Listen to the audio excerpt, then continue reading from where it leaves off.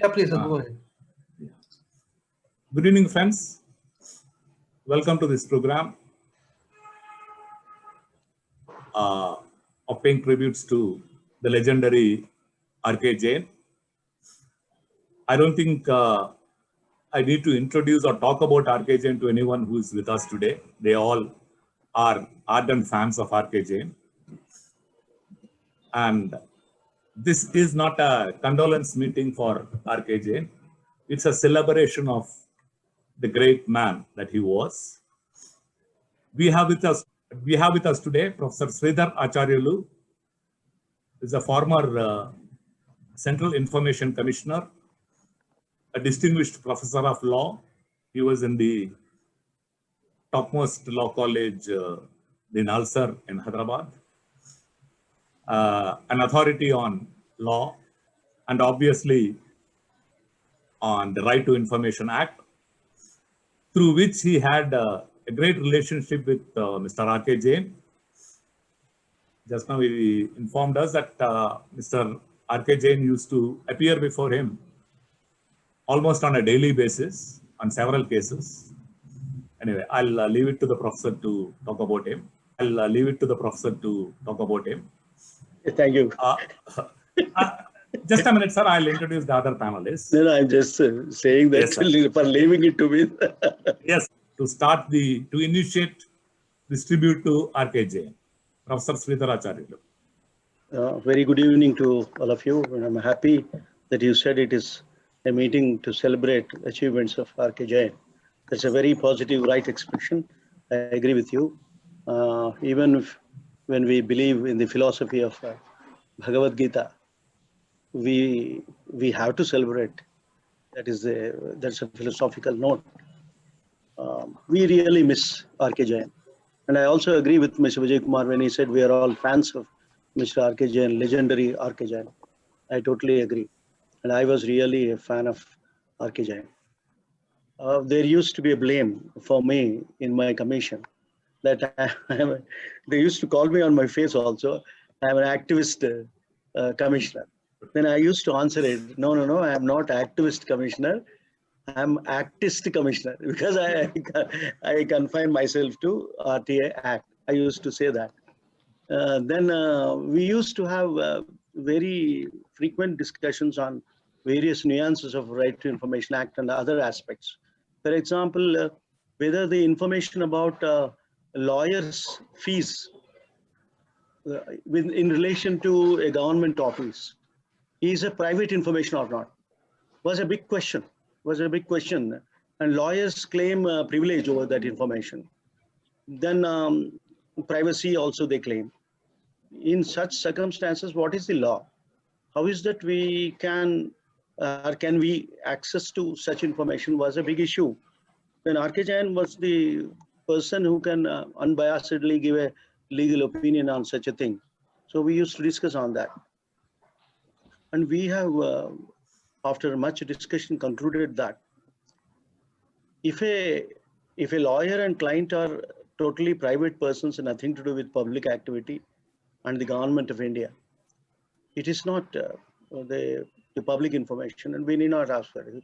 If A paid some fees to be a lawyer, why should I bother about it? Why should I bother about it, and why should anybody think about it? So that is one point. And second, equally important aspect is, if it is government of India or government of any state or any governmental organization which engages a lawyer with public money, the fee paid to the lawyer in that public activity is a public expenditure and public authority is accountable. That was the nuances we could evolve from. So this was needed for me to decide many cases. And there were cases on BCCI, Cricket Control Board. So where the lawyer's fees is a contentious question always. Then there is always resistance for disclosure of that. I'm just pointing out the professional expertise of R.K. Jain, how it was really helping to lay down information jurisprudence. I say R.K. Jain is a substantial contributor to information jurisprudence in this country. I attribute most of the legal points that are established in various cases is because of R.K. Jain. You know, in our system of case reporting, All India Reporter and other Supreme Court cases reporting, and even according to Constitution, landmark judgments of judges is known, but landmark arguments are not recorded unless they mention. Unless they mention. But every landmark judgment is based on a landmark argument. Everybody agree that. It is not that their intelligence alone. It is not judges' intelligence alone. I don't say that they are not contributing with their intelligence. I would like to tell that first of all, intelligence is of the lawyer who researched a petition and presented to. And then second important substantial contribution to judgment, intelligence judgment is the lawyers who developed a wonderful argument and presented.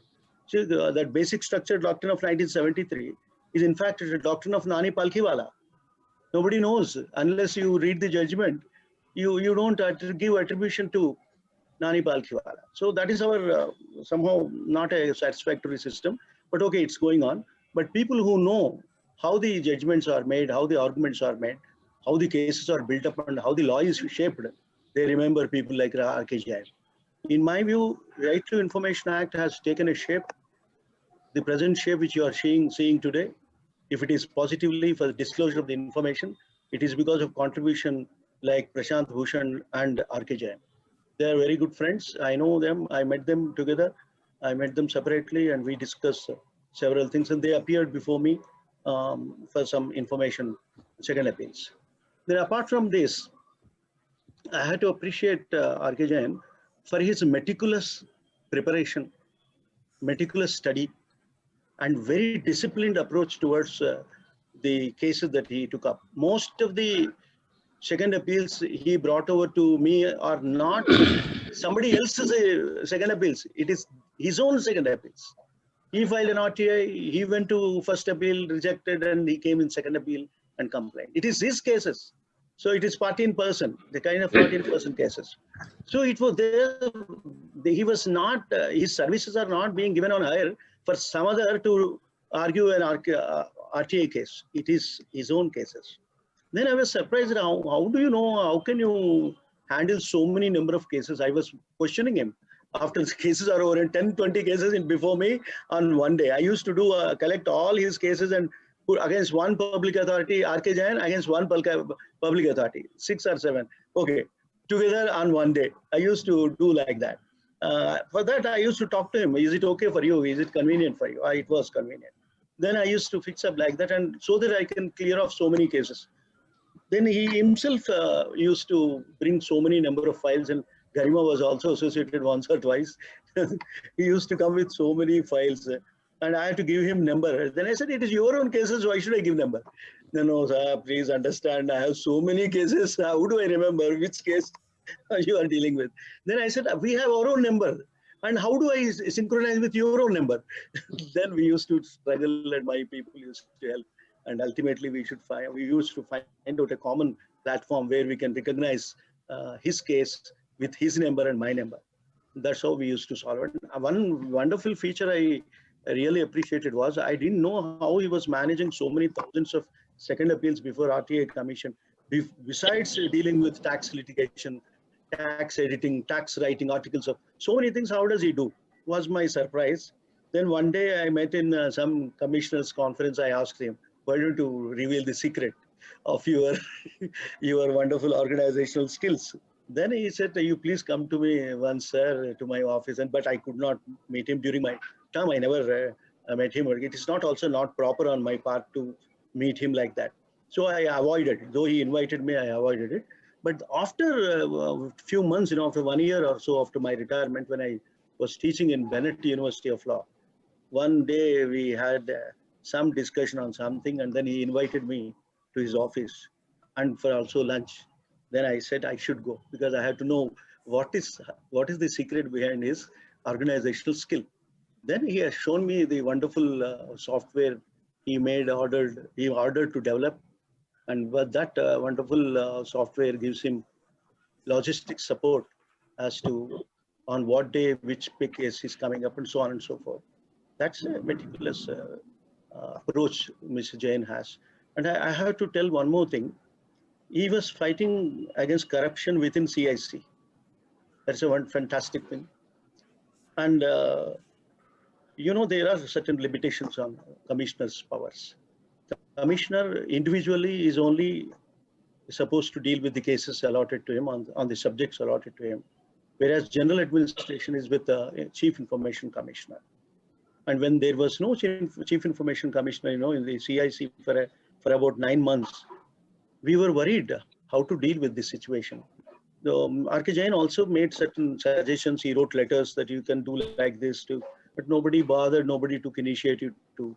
I was discussing in commissioners' conferences to solve this imbroglio, but somehow we could not do that.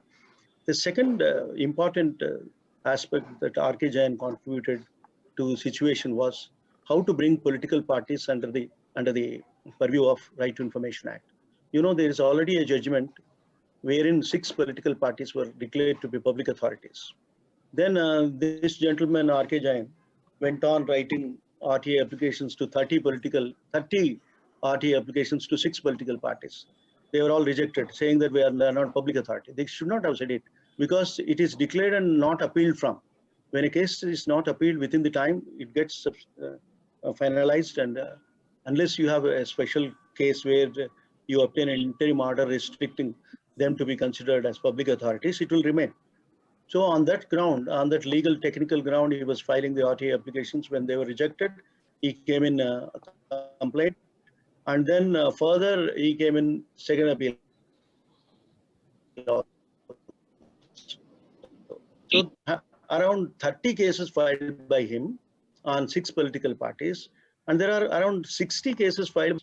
I really appreciate R.K. Jain and others, those who filed cases on political parties or information requests on political parties. The reason is, once the commission, 5 benches commission says they are public authorities, public should take it up, and they have only 90%, of course, and out of that substantially it is R.K. Jain who is more interested in bringing political parties into accountability. But all political parties have vested interest in non-disclosure. They wanted to fight it out. They brought various kinds of lawyers, and only one person this side is R.K. Jain, and on the other hand you have a battery of lawyers opposing disclosure, and one person this side asking for disclosure. But he ably tackled them with his own experience and with his humor, satire, and jokes, in between. He used to made it very lively. I was leading the bench, that's why I remember. So we were about to reach to a particular conclusion, but so many things happened. One commissioner recused from the bench, my bench, and thereafter it could not be constituted. And Chief Information Commissioner tried to constitute it without me and another member of the bench. Then R.K. Jain raised a very serious objection, and because of that he could not constitute another bench. My bench could not be revived, and meanwhile I retired. So he knows that all this play is only to see that I get retired, and nobody takes up the case of political parties. But what to do? We did our best, and beyond that we could not do. The system works in such a manner. So I feel the people, activists like R.K. Jain, those who are experts in law and those who can understand nuances of law, those who know the process of law, interpretation of law, how to present it in a court of law, they are needed. They are the need of the hour. People say there should be several R.K. Jains, and each one R.K. Jain at least in one district is the requirement of this country, so that people can question the systems which are committing wrongs. And he has really spread a fear, an atmosphere of fear among the wrongdoers. Oh, R.K. Jain is coming. And I'd like to tell one more thing. He knows more about commission than me, even when I'm in office. He has wonderful resources and wonderful information. I don't know whether he has right to information about CIC, but he had the information about CIC. But we are supposed to know entire information about CIC, but we didn't, because we are confined to our own chambers, our own timings, and we don't mix with the people because of our burden of work. Whereas this gentleman has the cases before every commissioner, and he used to come with a suitcase full of files. He used to open them, study them. And even that popular case, very important, sensational case, where Delhi University went to High Court, and even now the case is still going on, is about the degree-related information of Prime Minister Modi. There are several cases filed by, first case was not his, but subsequent cases were filed by R.K. Jain, and naturally the educational qualification, you cannot hide it as private information. And once you yourself claim it in a public platform like PMO and your affidavit before elections that you passed the BA and MA, I think it is your duty to prove that you have BA and MA. And there is one more very important provision in RTI Act which was simply ignored by most of the people. That is, if the information is 20-year-old, even if you claim it that it is personal information, it has to be given. The exemption of privacy will not apply to 20-year-old information. So we used to discuss all these things and we used to fight, but still what is there in the law will not happen unless somebody like R.K. Jain raises it through a legal process, and unless some judge gives a judgment on that point. Law is not clarified to the people. Law is not explained to the people, and law as understood is different from law as declared by the courts. That is the whole problem in this country.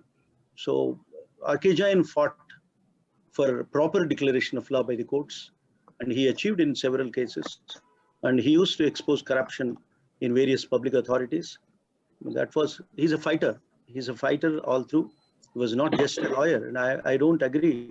If you say that he's a lawyer, he's a tax lawyer, I don't agree. I say that he's a public responsibility, personality who knows public responsibility, responsibility towards public. As an educated person, he gave back to the society based on his thinking, understanding, knowledge, wisdom. He gave back to the society a lot. And people like R.K. Jain, we used to call him Bhishma Pitama. Mark se aa rahe hai na sahab, Bhishma Pitama hai, ye bol ke hum bolte the. We used to call him Bhishma Pitama of RTI. And every person, every clerk also, every, what can I say, my legal consultants are also, they used to admire him. They used to discuss with him. They used to learn from him. He's an elderly personality. He's a guru, I can say, to some extent. And he is really a great friend of mine. His love and affection cannot be forgotten. He achieved a lot. His attitude is more important than his knowledge. His attitude is very human, very humorous, and he has hundreds of anecdotes to enliven a situation. Oh, wonderful personality. I pay my tributes to him. I remember him. I respect him. Thank you so much. Thank you, Professor. That was a wonderful breeze through. You have shown us all, most of us are lawyers dealing with R.K. Jain as a lawyer and a publisher. You have so lucidly highlighted his other side. Yes, we all consider him as the Bhishma Pitama staying in the Bhishma Pitama mark. And you have so aptly brought out that you went to his place for a meeting, discussion, and lunch. There is a strict law in that Bhishma Pitama road where he used to preside over. You can go to him, but you cannot come out without having food or a book or both. It was impossible. Okay. And the way he used to treat people with his samosas and other kinds of food was as precise and expansive as the way he used to deal with secrets of commissioners. And in fact, sir, as you said, I have to guess that you know most of my secrets. Sir, you are known as, though you deny it, you are known as the activist commissioner, and activists cannot afford to keep too many secrets. Anyway, from what you have said, like I shouldn't say it explosive. You are certainly an activist commissioner, and you and R.K. Jain together have done a great service to the field of RTI in this country. I would like to quote a small sentence from what the Supreme Court said about R.K. Jain. They said he is not a novice in the field. For decades, he has been fearlessly using his pen to highlight malfunctioning of SIGAT and its successor, SESTAT. So even the Supreme Court in one of its judgments, though as you rightly said, Professor, only what the judges write are highlighted, but here was a comment about a respondent who was before the Supreme Court. And that case was argued by Mr. Prashant Bhushan. That was a contempt case. And one more thing that we should remember is all the cases that in which he appeared before you and other cases which he took up in the later part of his life, which means about the last 20, 25 years, were not for money. He was not getting a single rupee out of it. And he was spending money for that. True. So he was not a lawyer practicing for money, at least in the right to information field. We have. I agree with you. Even if, when we believe in the philosophy of Bhagavad Gita, we have to celebrate. That's a philosophical note. We really miss R.K. Jain. And I also agree with Mr. Vijay Kumar when he said we are all fans of Mr. R.K. Jain, legendary R.K. Jain. I totally agree. And I was really a fan of R.K. Jain. There used to be a blame for me in my commission that they used to call me on my face also. I'm an activist commissioner. Then I used to answer it, no, I'm not activist commissioner. I'm actist commissioner because I confine myself to RTA Act. I used to say that. Then we used to have very frequent discussions on various nuances of Right to Information Act and other aspects. For example, whether the information about lawyers' fees in relation to a government office is a private information or not was a big question. And lawyers claim privilege over that information. Then privacy also they claim. In such circumstances, what is the law? How is that we can we access to such information was a big issue. Then R.K. Jain was the person who can unbiasedly give a legal opinion on such a thing. So we used to discuss on that. And we have, after much discussion, concluded that if a lawyer and client are totally private persons and nothing to do with public activity and the government of India, it is not the public information, and we need not ask for it. If A paid some fees to be a lawyer, why should I bother about it? Why should I bother about it, and why should anybody think about it? So that is one point. And second, equally important aspect is, if it is government of India or government of any state or any governmental organization which engages a lawyer with public money, the fee paid to the lawyer in that public activity is a public expenditure and public authority is accountable. That was the nuances we could evolve from. So this was needed for me to decide many cases. And there were cases on BCCI, Cricket Control Board. So where the lawyer's fees is a contentious question always. Then there is always resistance for disclosure of that. I'm just pointing out the professional expertise of R.K. Jain, how it was really helping to lay down information jurisprudence. I say R.K. Jain is a substantial contributor to information jurisprudence in this country. I attribute most of the legal points that are established in various cases is because of R.K. Jain. You know, in our system of case reporting, All India Reporter and other Supreme Court cases reporting, and even according to Constitution, landmark judgments of judges is known, but landmark arguments are not recorded unless they mention. But every landmark judgment is based on a landmark argument. Everybody agree that. It is not that their intelligence alone. It is not judges' intelligence alone. I don't say that they are not contributing with their intelligence. I would like to tell that, first of all, intelligence is of the lawyer who researched a petition and presented to. And then second important substantial contribution to judgment, intelligence judgment, is the lawyers who developed a wonderful argument and presented. So that basic structure doctrine of 1973 is in fact a doctrine of Nani Palkhiwala. Nobody knows unless you read the judgment. You don't give attribution to Nani Palkhiwala. So that is our somehow not a satisfactory system. But okay, it's going on. But people who know how the judgments are made, how the arguments are made, how the cases are built up, and how the law is shaped, they remember people like R.K. Jain. In my view, Right to Information Act has taken a shape, the present shape which you are seeing today. If it is positively for the disclosure of the information, it is because of contribution like Prashant Bhushan and R.K. Jain. They are very good friends. I know them. I met them together. I met them separately, and we discussed several things. And they appeared before me for some information, second appeals.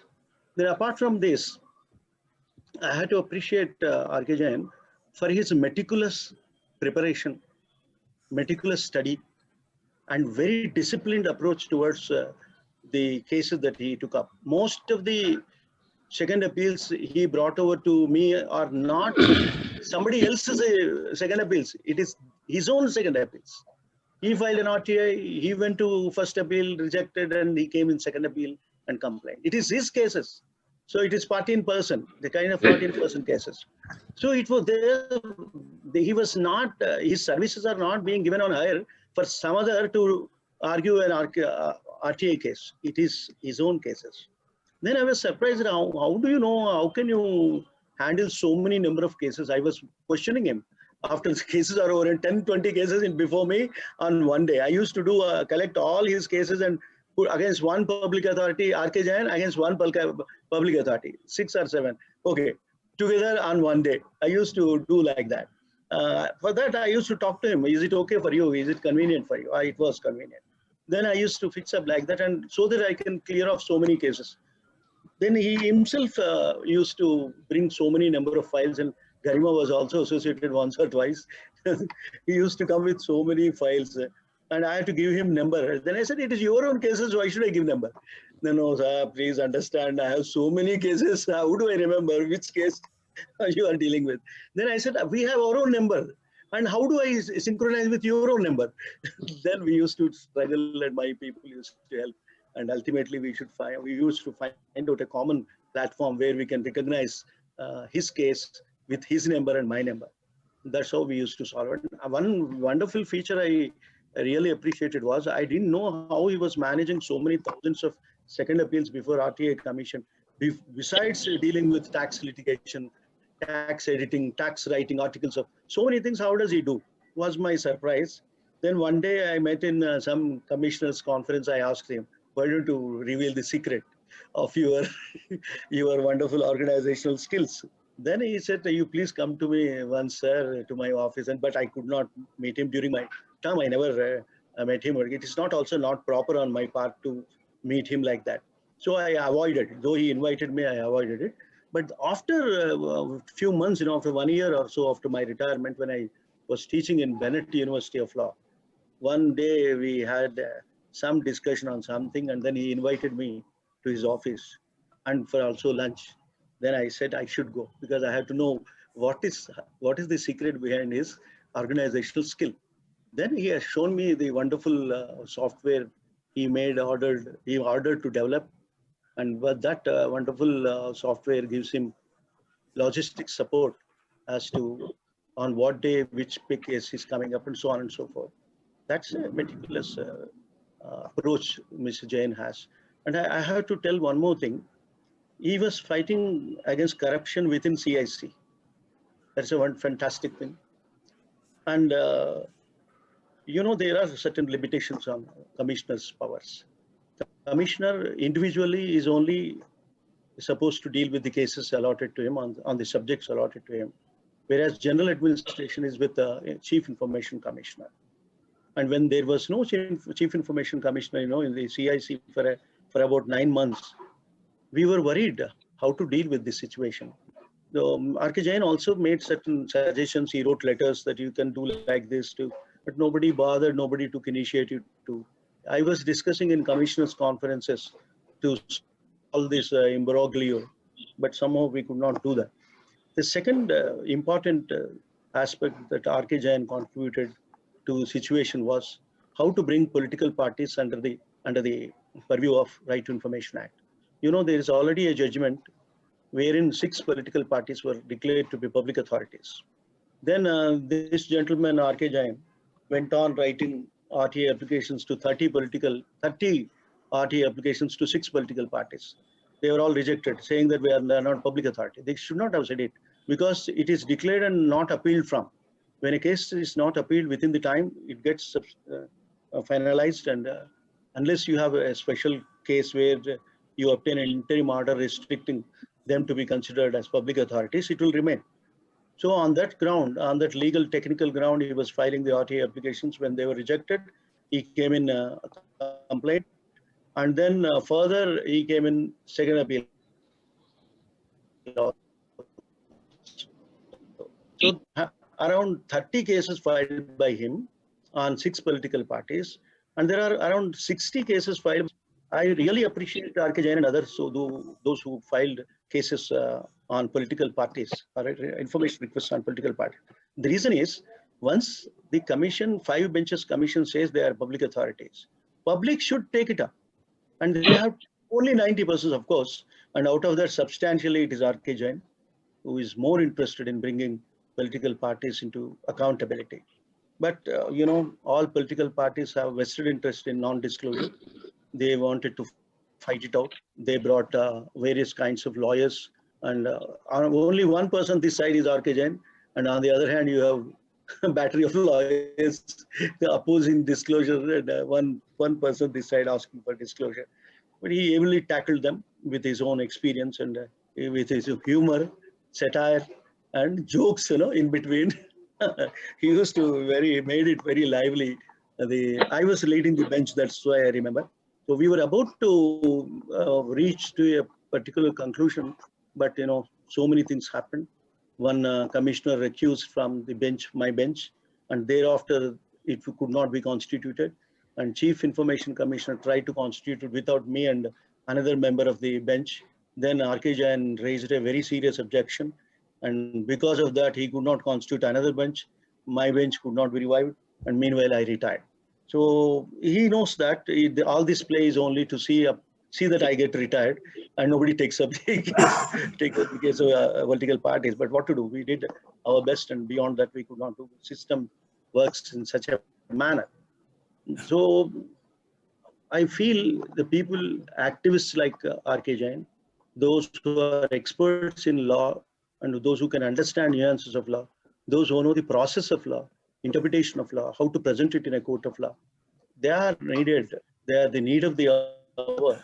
People say there should be several R.K. Jains, and each one R.K. Jain, at least in one district, is the requirement of this country, so that people can question the systems which are committing wrongs. And he has really spread a fear, an atmosphere of fear among the wrongdoers. Oh, R.K. Jain is coming. And I'd like to tell one more thing. He knows more about commission than me, even when I'm in office. He has wonderful resources and wonderful information. I don't know whether he has right to information about CIC, but he had the information about CIC. But we are supposed to know entire information about CIC, but we didn't, because we are confined to our own chambers, our own timings. We don't mix with the people because of our burden of work. Whereas this gentleman has the cases before every commissioner, and he used to come with a suitcase full of files. He used to open them, study them. And even that popular case, very important, sensational case, where Delhi University went to High Court, and even now the case is still going on, is about the degree-related information of Prime Minister Modi. There are several cases filed by, first case was not his, but subsequent cases were filed by R.K. Jain. And naturally, the educational qualification, you cannot hide it as private information. And once you yourself claim it in a public platform like PMO and your affidavit before elections that you passed the BA and MA, I think it is your duty to prove that you have BA and MA.